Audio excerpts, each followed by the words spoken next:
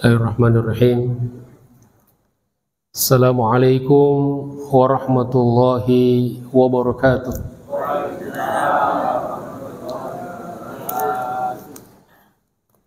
Alhamdulillah. Alhamdulillahi rabbil alamin. Wa bihi nasta'inu ala umuri dunya waddin. Allahumma salli ala Sayyidina Muhammad al-Fatih lima ughliq al-khatim lima sabaq nasiril haqqi bil haqqi wal hadi ila siratikal mustaqim wa ala alihi wa sahbihi haqqa qadrihi wa miqdarihi al-azim. Subhanaka la ilma lana illa ma 'allamtana innaka antal alimul hakim. Allahumma allimna ma yanfa'una wa anfa'na bima 'allamtana. Rabbana zidna ilman warzuqna fahma. Rabbi shrah li sadri wa yassir li amri wahlul 'uqdatam min lisani yafqahu qawli. Amma ba'd. Ma'asyiral muslimin rahimakumullah,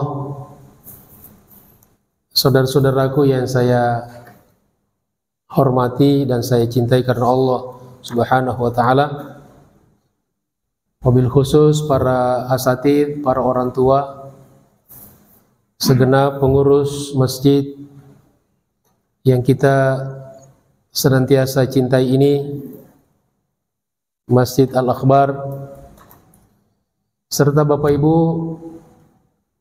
jamaah sekalian, baik yang hadir di masjid ini maupun yang ikut secara online dimanapun Bapak Ibu berada.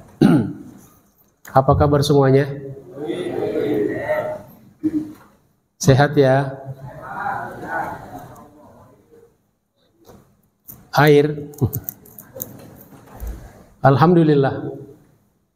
Alhamdulillah dengan izin Allah Subhanahu wa taala, dan mudah-mudahan juga atas bimbingan dan ridhonya pada pagi hari ini setelah kita sholat subuh berjamaah, mudah-mudahan Allah terima sholat kita.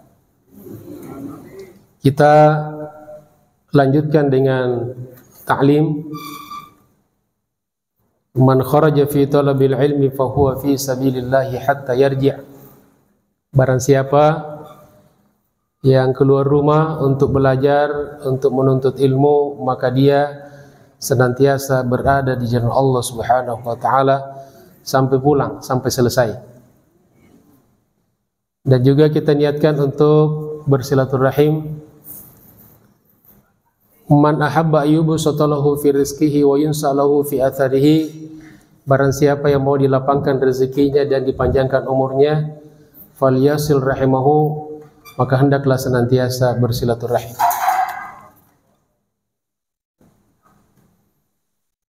Ma'asyiral muslimin rahimakumullah, jamaah sekalian yang dimuliakan Allah Subhanahu wa taala. Pada pagi hari ini kajian kita yaitu kitab Khulasatun Nurul Yakin yang ditulis oleh Syekh Umar Abdul Jabbar.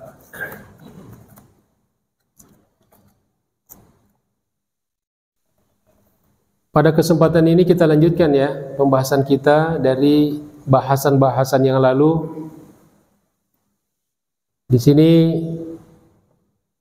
berbicara tentang hijrah atau prahijrah Nabi sallallahu alaihi wasallam ke Madinah.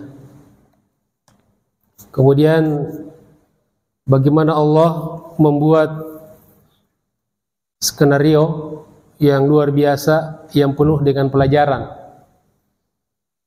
Tidak seperti Isra dan Mi'raj. Hijrah ini penuh dengan strategi, penuh dengan intrik-intrik, penuh dengan ujian-ujian. Seperti apa?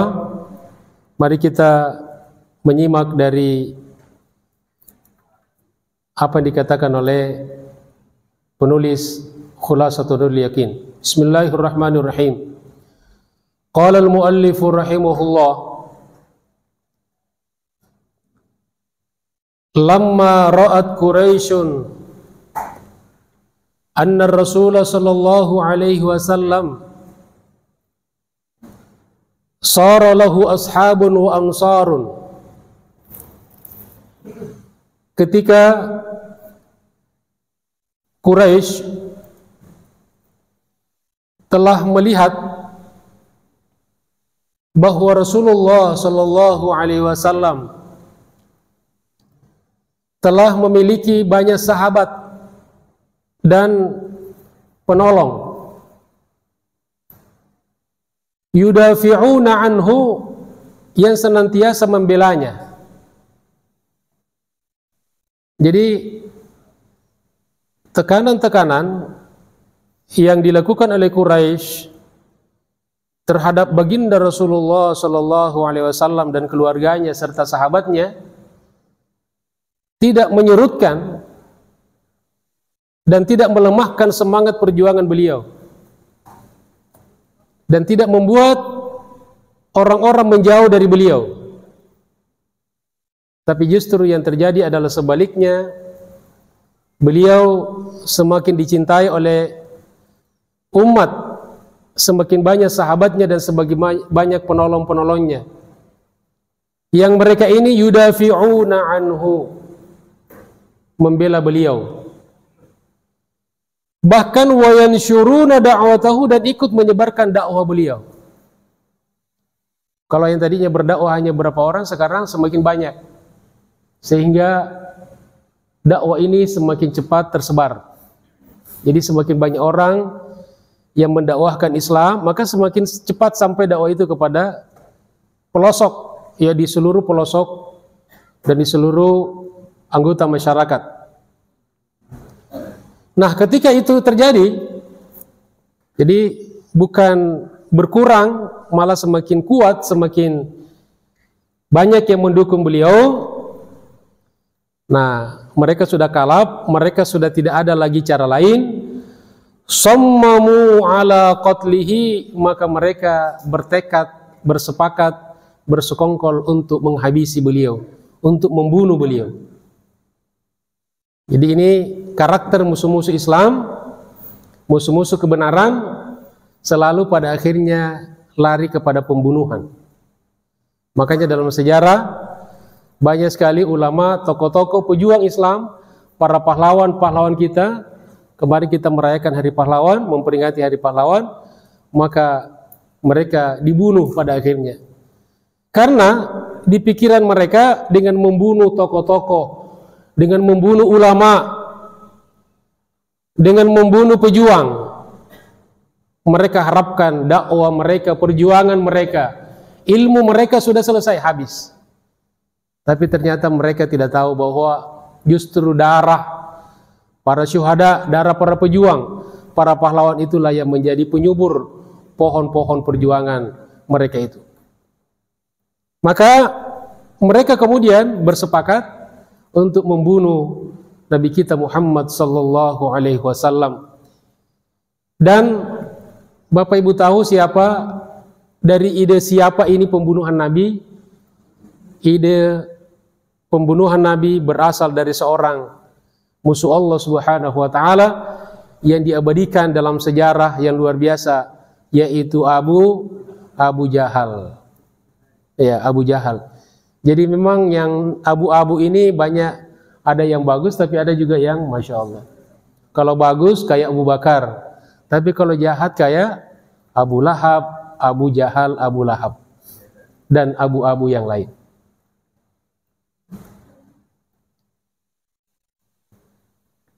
Wattafaqu ala ay ya'khudhu min kulli qabilatin syabban.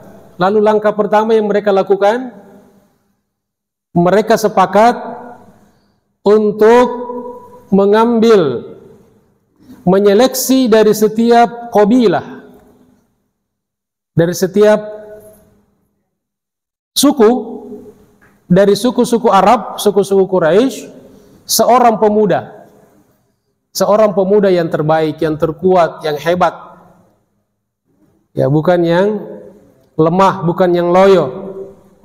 Jadi mereka pilih dari setiap suku Arab diambil satu perwakilan. Ya, satu perwakilan. Wa yajtami'una amama darihi, dan mereka para pemuda-pemuda ini berkumpul di depan rumah baginda Rasulullah sallallahu alaihi wasallam. Fa idza kharaja darabuhu darbata rajulin wahidin. Rencananya kalau Nabi keluar rumah langsung mereka pukul beramai-ramai, mereka keroyok Rasulullah sallallahu alaihi wasallam dan beliau mati. Begitu rencananya. Dan inilah sejarah persekongkolan manusia yang paling jahat dalam sejarah manusia. Inilah persekongkolan yang paling jahat dalam sejarah. Kenapa? Karena persekongkolan ingin membunuh manusia terbaik, manusia makhluk yang paling baik yang diciptakan Allah Subhanahu wa taala dalam alam jagat raya ini, yaitu baginda Rasulullah sallallahu alaihi wasallam. Liyatafarraqa damuhu fil qabail. Rencana yang lain yang mereka canangkan adalah setelah mati darah Nabi itu akan dibagi-bagi kepada seluruh kabilah. Masya Allah, kita bayangkan ya betapa luar biasa perjuangan beliau yang memperjuangkan Islam sampai kepada kita sekarang nih. Fala yaqdiru aqaribuhu ala muharabatil arabi kullihim. Dan kalau mereka sudah antisipasi, jangan sampai ada keluarga Nabi yang bisa melawan dan berperang dengan Arab. Jadi jangan sampai, karena pasti kalau keluarga Nabi tahu kalau Nabi dibunuh dan terbunuh, maka pasti akan ada pembalasan dari keluarganya. Mereka sudah antisipasi, mereka sudah perhitungkan itu. Tetapi manusia bisa berencana, Allah punya rencana lain. Rencana siapa yang paling baik? Rencana Allah Subhanahu wa taala. Walakinallaha, akan tetapi Allah Subhanahu wa taala a'laman nabiyya sallallahu alaihi wasallam, memberitahukan kepada Nabi bima tafaqat alaihi Quraisyun, atas apa-apa yang telah disepakati oleh Quraisy. Jadi rencana pembunuhan yang direncanakan oleh Quraisy bocor. Siapa yang bocorkan? Allah melalui malaikat Jibril. Malaikat Jibril datang, wahai Muhammad, Quraisy akan membunuhmu. Wa amarahu bil hijrati ilal madinati, dan Allah Subhanahu wa taala perintahkan kepada beliau untuk segera berhijrah ke kota Madinah. Itulah awal dari adanya kemudian hijrah kaum muslimin ke Madinah. Wa tawajjaha ar-Rasul sallallahu alaihi wasallam ila Abi Bakr as-Siddiq. Lalu kemudian Nabi segera berangkat menuju rumah Abu Bakar as-Siddiq. Wa 'alamahu bi amrillahi lahu, dan beliau menyampaikan perintah Allah kepada Abu Bakar bahwa beliau diperintahkan hijrah ke Madinah. Fasa'alahu Abu Bakr as-Siddiq as-suhbah. Lalu Abu Bakar langsung menawarkan dirinya untuk menemani beliau. Faqala, lalu Nabi menjawab, "Na'am," ya. Nabi langsung setuju. Ketika Abu Bakar menawarkan dirinya untuk menemani Nabi ketika hijrah, Nabi langsung setuju. Ya, kenapa? Karena memang sosok beliaulah yang paling tepat. Orangnya penyabar, pendiam, tidak banyak ngomong, ya, kemudian gampang menangis. Kalau tipe-tipe Abu Bakar, Umar bin Khattab mungkin tidak cocok karena beliau tidak kuat sembunyi. Ya, sementara skenario hijrah ini harus Nabi bersembunyi dulu ya. Nah, kalau yang suka ngomong, yang suka tidak sabaran, tidak bisa diajak menjaga rahasia, tidak bisa diajak ngumpet. Jadi begitu Abu Bakar menawarkan, Nabi langsung setuju. Naam, ya. Thumma hayya'a rahilataini li safarihima. Lalu Nabi dan Abu Bakar segera menyiapkan dua kendaraan. Dua kendaraan yang akan dipakai li safarihima, untuk safar keduanya, perjalanannya ke Madinah. Jadi kalau kita mau ke satu tempat harus dipersiapkan dulu. Kemarin saja ke Monas 3 elaf ya, Masya Allah, ya burak gitu. Tapi belum muncul foto-fotonya nih. Jadi mempersiapkan dua kendaraan. Wa a'tayahuma lidalilin mahirin, dua kendaraan itu diserahkan, diamanahkan kepada seseorang penunjuk jalan, ya, yang tahu jalan ke Madinah. Jadi selain kita punya kendaraan yang baik, kita juga harus punya sopir yang baik. Dan bukan sekedar bisa nyopir, tapi tahu jalan. Jadi Abu Bakar tidak sok tahu, ya. Kalau bangsa kita setir aja lah, gitu kan. Biar irit, gantian Nabi sama Abu Bakar Siddiq.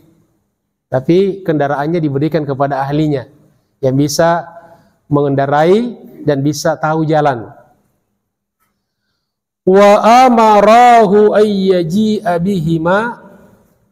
Kemudian Nabi dan Abu Bakar menyuruh orang itu untuk membawa dua kendaraan yang sudah disiapkan itu ba'da thalathi layalin ila ghori thaurin, setelah 3 malam di Goa Sur. Jadi perintahnya, kendaraan ini nanti kamu bawa ke Goa Sur setelah 3 malam atau 3 hari. Fa fil lailatil lati azama fiha 'alal khuruj. Pada malam di mana Nabi sudah berazam mau keluar min baitihi, dari rumahnya. Jadi sudah mau berangkat ke mana? Ke Goa Sur. Ya. Iltaffa syubbanu Quraisyin haula darihi.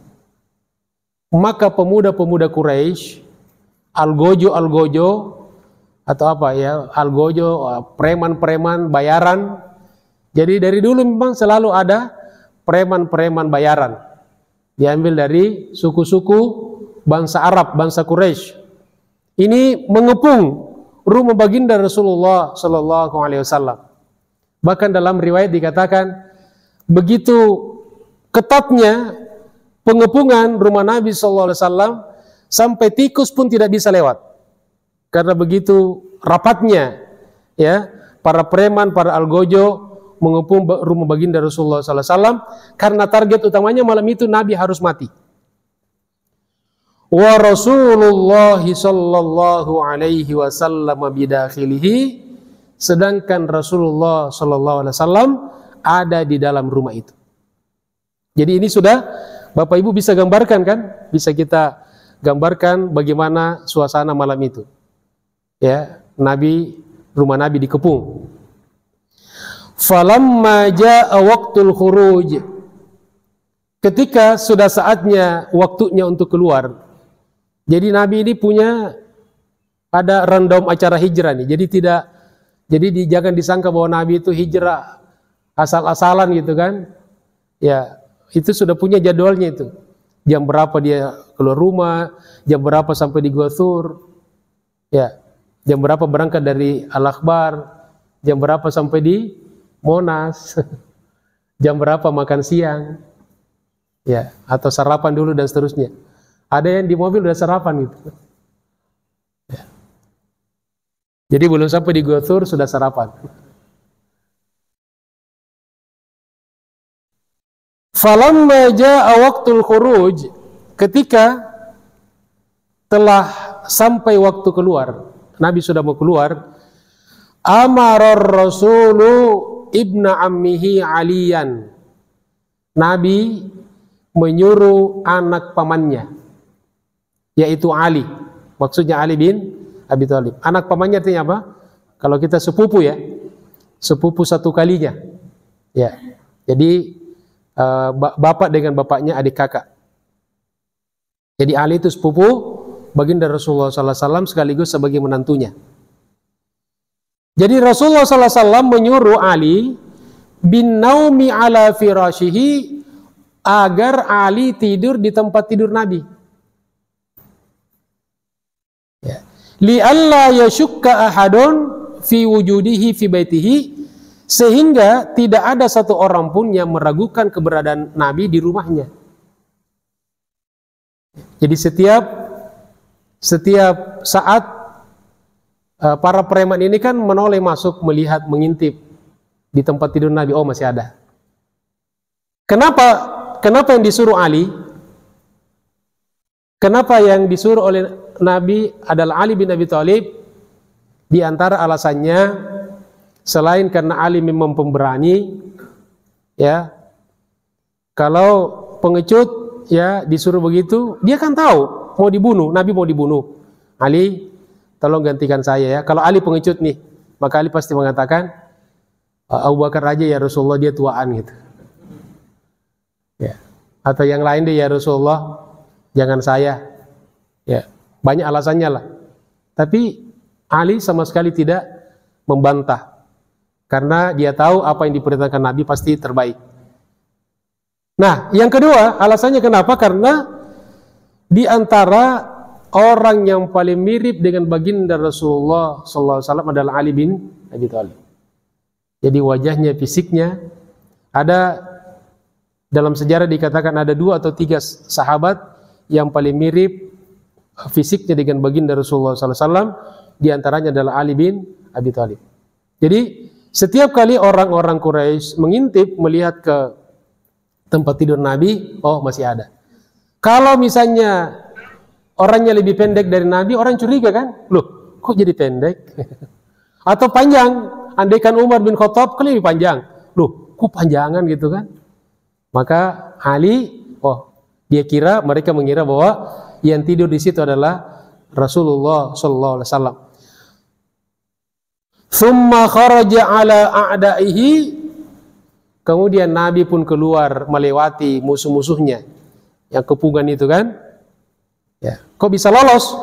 Fa'alqallahu an-nauma 'alaihim, senjata Allah untuk melumpuhkan mereka bukan dengan bom, bukan dengan roket, apa? Diberikan kantuk.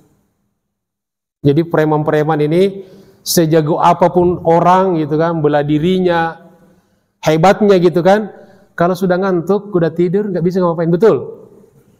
Nah, Allah kasih ngantuk kepada mereka, ya, ngantuk kepada mereka, lalu mereka pun tertidur, ya. Dan dalam satu riwayat dikatakan bahkan Nabi sempat mengambil pasir dan menaburkan kepada kepala-kepala mereka karena mereka sudah tidur. Falam yarahu ahadun, tidak ada satu orang pun yang melihatnya. Ya, lalu ada guru-guru mengajarkan kalau katanya Nabi ketika lewat itu membaca waja'alna min baini aydihim saddan wa min khalfihim saddan fa aghshaynahum fahum la yubsirun, biar mereka tidak melihat. Lalu ada yang pernah praktekkan ini, pokoknya katanya, kata gurunya kalau ada razia, ini baca ini. Ya. Lalu ketika melihat polisi di depan, waja'alna min baini aydihim saddan wa min khalfihim saddan fa aghshaynahum fahum la yubsirun. Lewat, nggak di stop sama polisi. Kenapa? Surat-suratnya lengkap. Alhamdulillah. Jadi kalau kita surat-surat kita lengkap, kita juga baca doa pede gitu kan. Tapi kalau kendaraan bodong gitu kan, sudah telat, ya baca aja juga gemetaran gitu kan. Ada yang berhasil, ada yang belum berhasil. Ya, kalau yang sudah berhasil alhamdulillah, yang belum berhasil coba lagi. Ya, mungkin belum jodohnya. Jadi mereka tertidur, tidak ada satupun yang melihatnya. Tsumma taqabala ma'a Abu Bakrin, lalu Nabi sampailah bertemu dengan Abu Bakar Siddiq, wasara hatta wasala dan keduanya pun berjalan dan berangkat sampailah keduanya Ghar Thaurin, di Gua Thur, waqtaba'a fihi, dan beliau bersembunyi di dalam Gua Thur. Bapak-bapak Ibu yang pernah umrah dan haji insyaallah sudah tahu di mana Gua Thur. Alhamdulillah Al-Fakir sendiri sudah pernah satu kali ke Gua Thur. Kalau naik itu butuh waktu 1,5 jam. Jauh dekat di mata, jauh di kaki. Kalau kita lihat ya, dekat sekali itu. Kalau kita foto-foto itu, padahal kalau kita jalani itu 1,5 jam. Kalau turunnya Ustadz berapa lama? Bisa lama, bisa cepat. Kalau prosotan bisa 5 menit. Ya, tapi dijemputnya di rumah sakit ya. Nauzubillahi min dzalik. Turun juga lebih cepat. Turun kurang lebih 1 jam. Naik 1,5 jam, turun 1 jam. Jadi perjalanan kurang lebih 2 jam.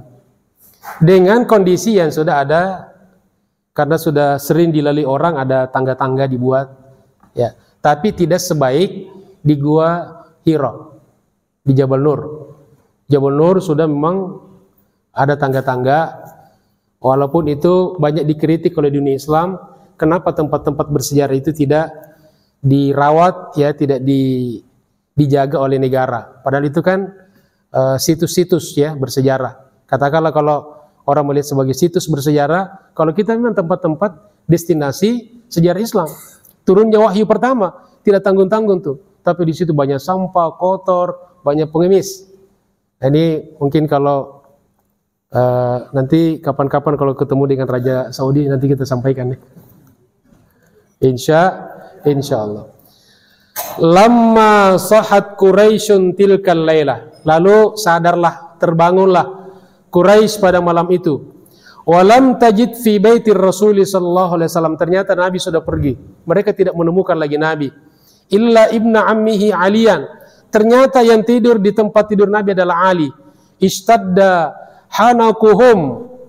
Jadi mereka semakin marah, mereka semakin seakan-akan tercekik, ya. Mereka luar biasa kecewanya. Karena targetnya malam itu Nabi harus mati. Semua ikhtiar manusia sudah dilakukan. Algojo, senjata yang akan dipakai untuk membunuh Nabi sudah disiapkan semuanya.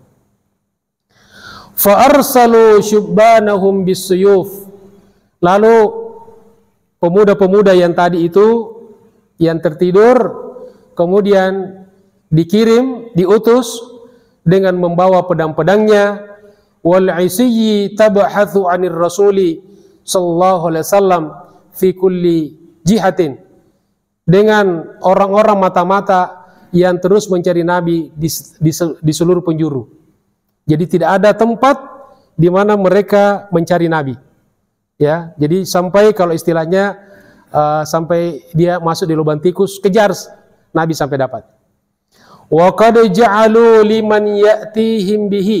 Tidak tanggung-tanggung. Quraisy kemudian bersepakat, bagi siapa yang bisa mendatangkan Nabi, au yadulluhum alaihi, atau bisa menunjuki di mana Nabi berada, mi'ata naqatan jaizatan, 100 ekor onta sebagai jaizah, sebagai hadiah. Jadi Quraisy membuat sayembara, barang siapa yang bisa mendapatkan Nabi baik hidup ataupun mati, maka dia akan diberikan hadiah sebanyak 100 ekor onta. Kenapa onta? Karena inilah harta yang paling mahal ketika itu. Kalau kita sekarang katakanlah 100 mobil R3 gitu ya.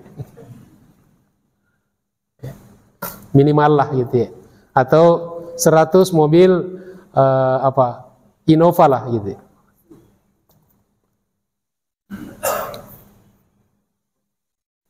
Wa qad wasalu fil bahthi anhu ilal ghar. Masya Allah. Dan mereka pun mencari Nabi sampai di Gua Thur. Jadi semua mencari dan mereka sampai di Gua Thur. Bihaitsu law nadhara ahaduhum fihi la ra'a ar-rasul sallallahu alaihi wasallam wa sahibahu. Seandainya, jadi sudah sampai di depan mulut gua kan. seandainya salah seorang dari mereka sekedar melihat ke bawah, ke kakinya, maka la ra'ar Rasulullah sallallahu alaihi wasallam, niscaya dia akan melihat Rasulullah sallallahu alaihi wasallam wa sahibahu, dan sahabatnya yaitu Abu Bakar Siddiq. Kenapa jamaah sekalian? Mungkin saya gambarkan bahwa Gua Thur itu berada di puncak gunung. Ya, kalau yang jemaah yang pernah ikut saya umrah dan haji, saya tunjukkan itu. Jadi dia bukan gua yang dalam, yang besar. Lebih kecil daripada gua Hira. Jadi dia cuma kayak ada batu tertelungkup. Nah, kemudian di bawahnya ada lubang, itulah gua Thur itu. Nah, sehingga kalau kita masuk di gua itu turun. Ya, jadi pintunya, masuk di pintunya, di lubangnya kemudian turun. Nah, kalau orang di dalam gua itu dan ada orang di depan mulut gua melihat ke bawah, pasti lihat. Orang-orang Quraisy itu sudah ada di depan gua. Tetapi Allah mengirim burung dara, ya, dan laba-laba seketika itu juga bersarang di depan mulut gua itu. Sehingga ketika mereka sudah berada di mulut gua, mereka mengatakan, ada yang mengatakan, ini pasti dia ngumpet di dalam ini. Tapi kebanyakan mengatakan tidak mungkin. Lihat tuh, ada sarang laba-laba, ada burung yang bertelur. Kalau ada orang masuk di situ, pasti burung akan terbang, sarang laba-laba akan rusak. Akhirnya fokusnya bukan mencari Nabi, tapi fokusnya berdebat. Coba. Ini juga Allah mengirimkan sebuah tentara, yaitu berdebat. Jadi kadang-kadang berdebat ini kalau sudah debat kusir, maka tidak menghasilkan apa-apa, justru bisa menjadi sumber kekalahan. Nah, kita dalam berjuang jangan terlalu banyak berdebat, apalagi sampai berdebat yang debat kusir, karena ini bisa seperti yang dialami oleh orang-orang yang mencari baginda Rasulullah SAW. Tidak mungkin ada di dalam gua itu. Kalau dia ada di dalam, pasti burungnya akan terbang, sarang laba-laba akan rusak.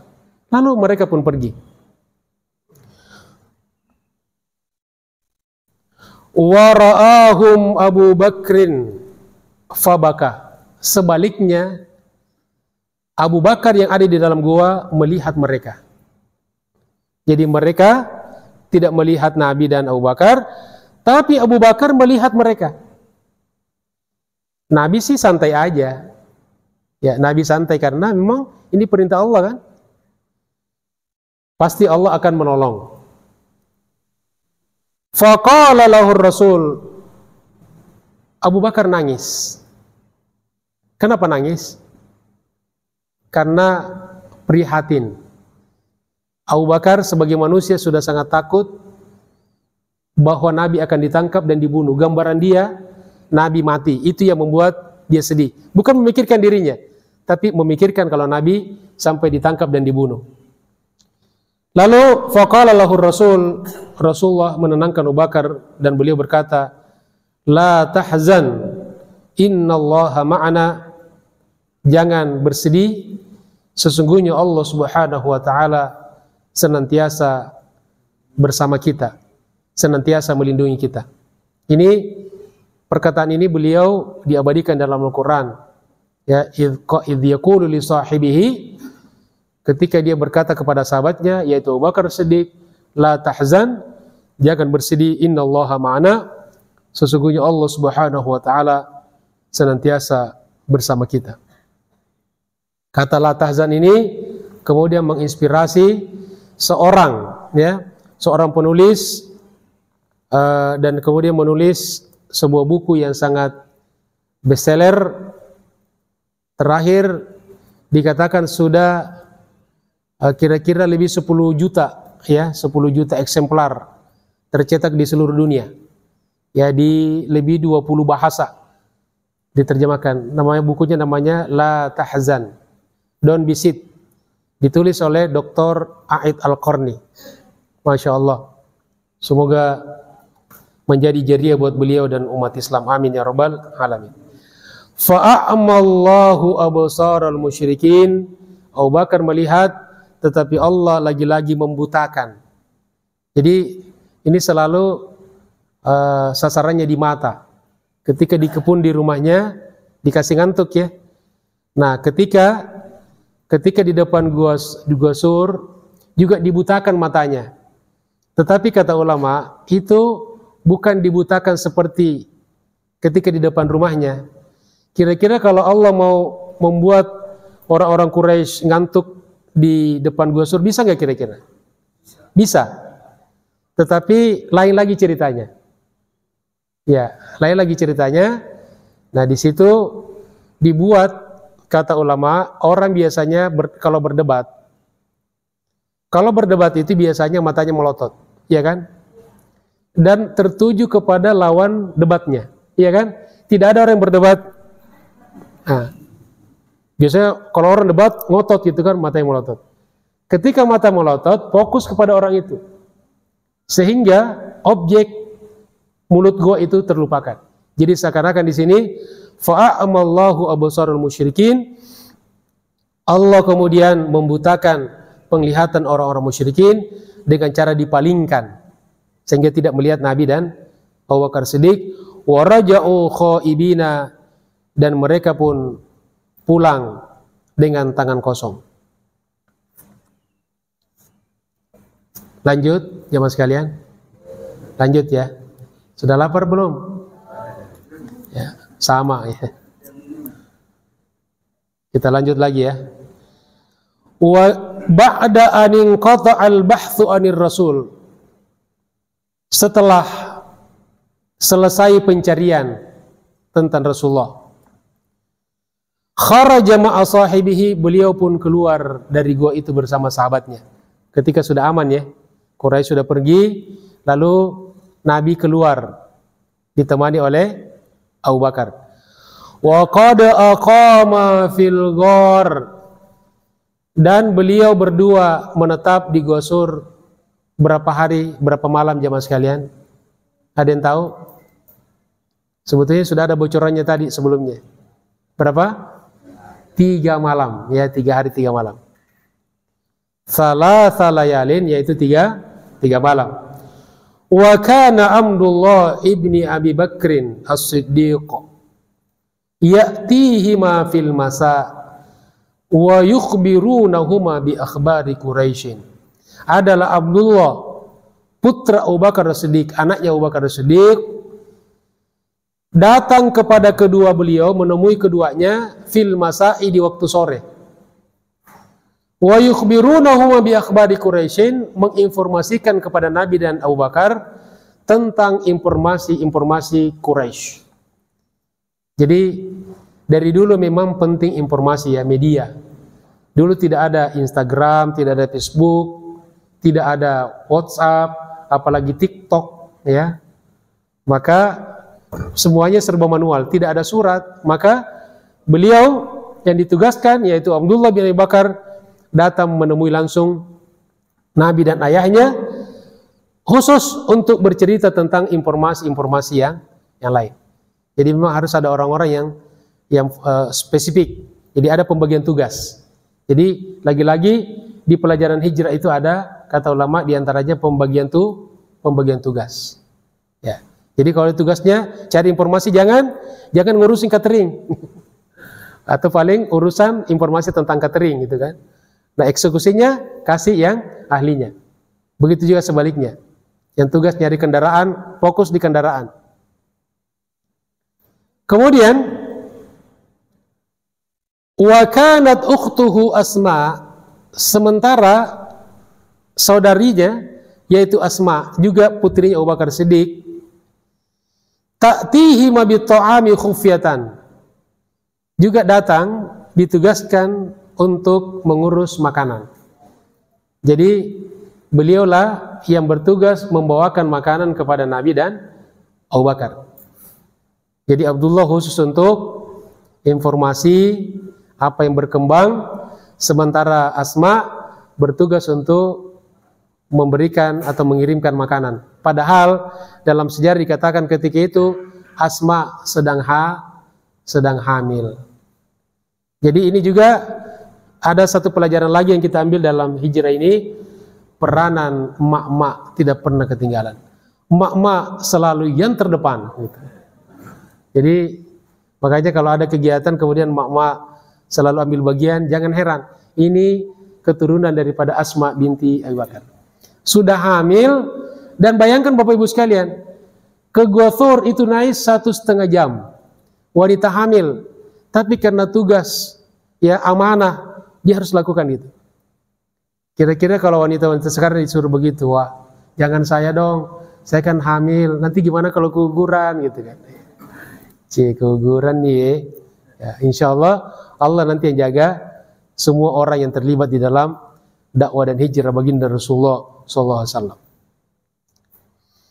Walamma ja'ahum dalil, dan ketika datang petunjuk jalan, ya penunjuk ya yang sudah ditugaskan di awal sebelum berangkat ke gua, birrahilataini, dengan membawa 2 kendaraan yang dipesan Nabi dan Abu Bakar, fi sabahil yaumits tsalits, pada pagi hari ketiga.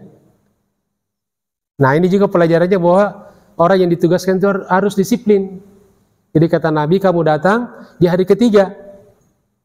Nah jadi dia datang pada pagi hari ketiga. Raqiba, keduanya pun naik mengendarai kendaraan itu. Wasaro, dan keduanya berjalan. Qasidinal Madinata, dan menuju ke kota Madinah.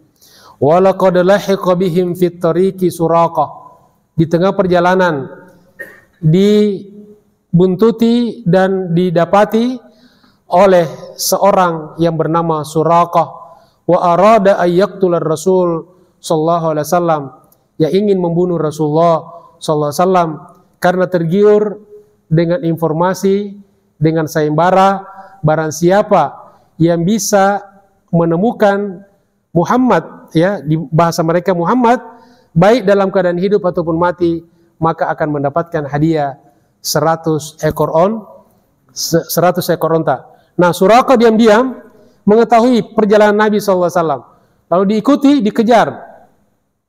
Setiap, dalam sejarah dikatakan, setiap tinggal beberapa meter, ya di belakang Nabi, kuda yang ditungganginya langsung jatuh. Lalu dia bangkit lagi, dia kejar lagi Nabi. Sudah hampir dia menjangkau Nabi, kudanya jatuh lagi, dan akhirnya fafashila, dan dia pun gagal. Dan konon Suraqah ini, wallahu alam, dia masuk Islam, dan pada kekhilafan Umar bin Khattab, dia kemudian diberikan sebuah mahkota gitu kan, oleh Umar bin Khattab. Wallahu ta'ala alam.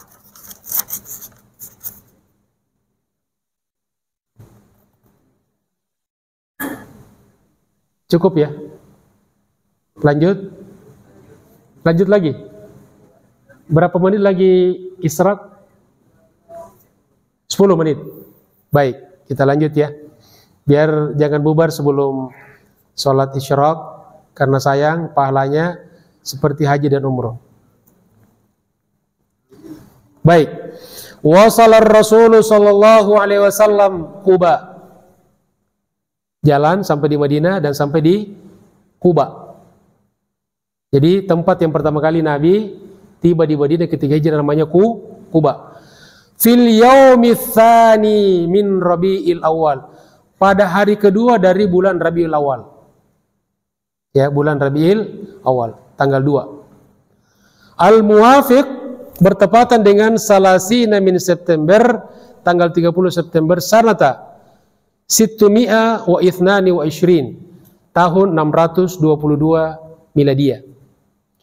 Ba'da ammakatha 13 sanatan, setelah beliau menetap selama 13 tahun, mudayyiqan atau mudayyiqan alaihi fi Makkah, tertekan di Makkah. Jadi selama 13 tahun Nabi dan sahabatnya hidup dalam keadaan tertekan di kota Makkah. Mamnu'an minal hijrati, mamnu'an minal jahri bid-da'wah. Beliau selama 13 tahun dilarang berdakwah secara terang-terangan. Wa qad aqama bi Quba ithnataini wa ishrina lailatan. Berapa lama jamaah sekalian beliau menetap di Kuba? Beliau berada di Kuba ithnataini wa ishrina lailatan, 22 hari. Ya, hampir sebulan. Baina ashabihi, berada di kalangan ditemani oleh para sahabat-sahabatnya, minal muhajirin, baik dari kalangan orang-orang muhajirin yang asal dari Makkah, wal ansari ataupun sahabat Ansar dari Madinah, aminan mutmainan, dalam keadaan aman dan tentram. Beda ketika di Makkah kan, dikejar-kejar, diintimidasi, diboikot, dan bukan dalam waktu setahun 2 tahun, 13 tahun perjuangan di kota Makkah itu. Masya Allah. Wa qad bana fi tilkal muddati masjid Quba. Di masa itu ketika beliau berada di Kuba, beliau membangun masjid Quba yang sama-sama kita ketahui, alladzi wasafahu Allahu bi annahu masjidun. Ya, di dalam Al-Qur'an Masjid Quba itu disifati dengan masjidun ussisa ala taqwa. Masjid yang dibangun di atas landasan ketakwaan. Bisa dilihat di surat At-Taubah ayat 108.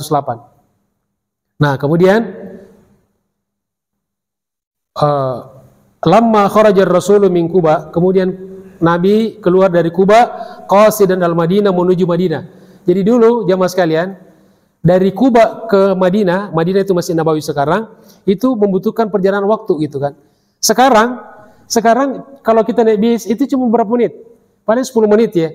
Bahkan sekarang ada trotoar, ya, ada trotoar khusus pejalan kaki. Jadi kalau kita dari Masjid Nabawi jalan kaki ke Kuba bisa sekarang itu.